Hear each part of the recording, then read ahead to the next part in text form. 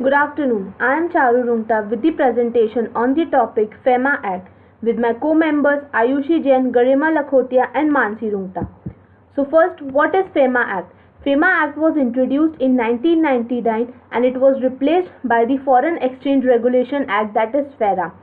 The FEMA Act was enacted and there were some amendments that were done in the law relating to foreign exchange, and it also includes external trades and payments. The Foreign Exchange Management Act 1999 was enacted by the Parliament, taking into consideration the developments such as foreign exchange reserves, growth in the foreign trade, rationalization of tariffs, current account convertibility, and etc.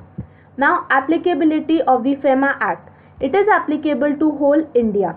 Any branch office agency which is situated outside the India, it is owned and controlled by the person resident in India. Now, FEMA Act covers three different types of category: person, a person resident in India, a person resident outside the India. I am Garima Lakhotia.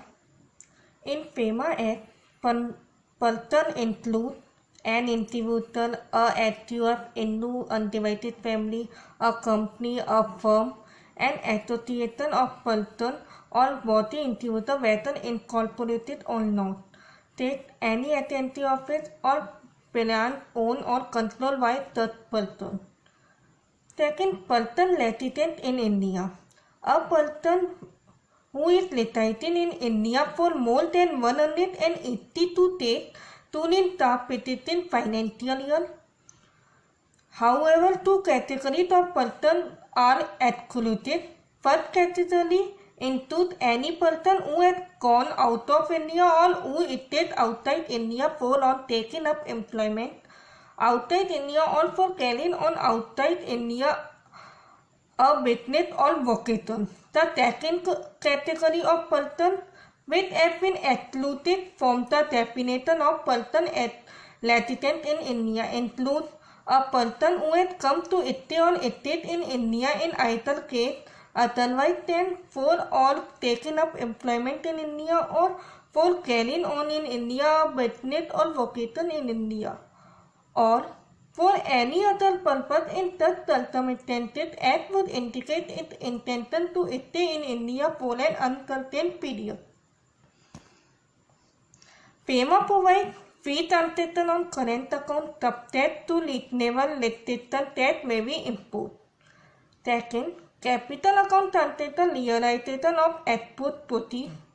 Third, dealing in foreign exchange through authorized person, example, authorized dealer on money center or offshore banking unit. Fourth, adjudication of offences appeal provision include special trilateral appeal and appellate tribunal and high court. Good afternoon to one and all. This is Ayushi. I am here to give you a presentation on a topic important terms of Section 2 of FEMA Act. So, I'll start. Authorized person, Section 2C. The term authorized person is defined to include an authorized dealer, money changer, offshore banking unit or any other person for the time being authorized to deal in the foreign exchange and foreign securities. Next, currency note, Section 2.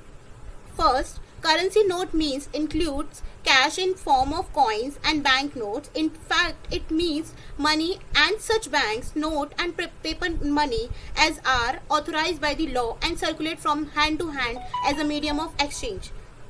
Next, current account transactions. Section 2J. The account which does not alter the assets and liabilities is called current account transactions.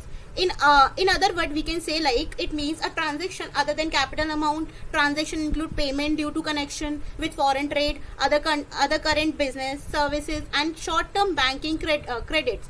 Next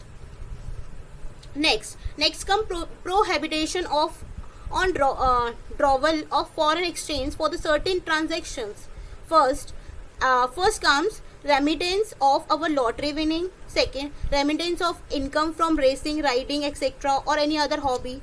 Remittance for purchase of lottery tickets, band, prescribed magazines, footballs, pools, sweeps, stocks, etc.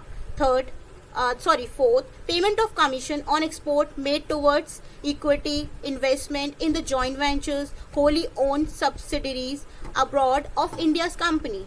Next, payment on commissions of export and under rupee state credit route, except commission up to 10% of invoice value of export of tea and tobacco.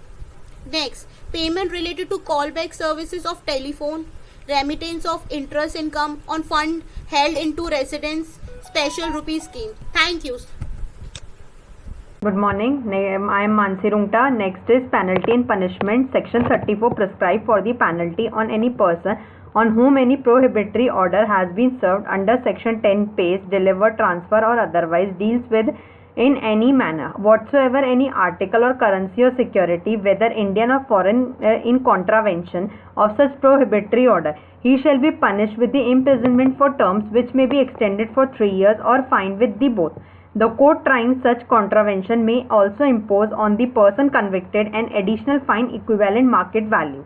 Next is Section 35 provides for the punishment with the imprisonment for the term which may be extended to the 5 year or with the fine, with the both accepting or assisting the person, political party or organization in accepting any foreign contribution, any currency or security from a foreign source in a contravention of any provision for this act or any rule order made thereunder. Next is import of foreign exchange into India. A person may be sent to the India without limit of foreign exchange in any form other than currency notes and traveller's check. A person may bring into the India from any place outside India without limit foreign exchange, subject to the condition that such person on the arrival makes a declaration to the custom authority to the currency declaration form.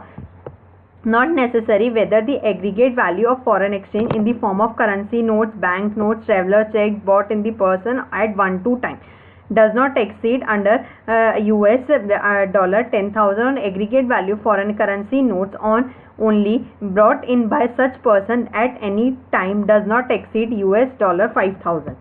Thank you.